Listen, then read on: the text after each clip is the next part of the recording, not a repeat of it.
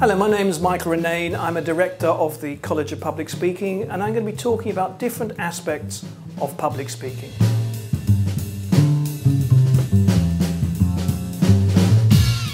When you speak to a group of people, you need to be able to project your voice.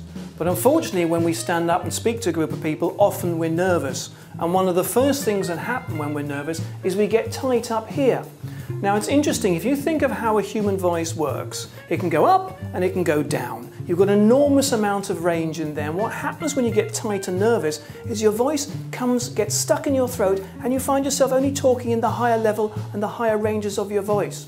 So to be able to project your voice anyway, you need to make sure it's coming from low down. Like a singer, like an actor, your voice comes from your diaphragm.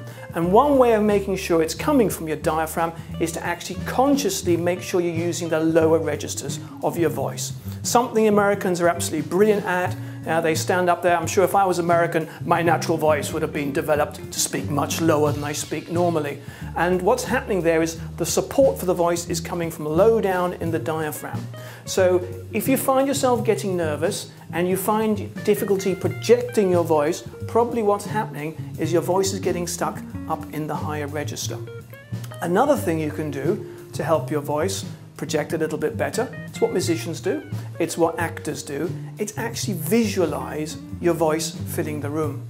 Clearly, you don't want to be just speaking to the front row of an audience. Clearly, you probably don't even want to be speaking towards the back row of the audience. You want to be speaking beyond. And if you get a picture in your head, imagine it, visualize it, your voice hitting the back wall, your voice going into every corner, every nook and cranny of the room, then somehow that starts to happen. Because if you think about it, actors, they stand up on stage and they can whisper and everybody in the auditorium hears it. So projecting your voice is not about speaking loud, it's about supporting your voice from low down in your diaphragm, and it's actually visualizing your voice hitting the back of the room.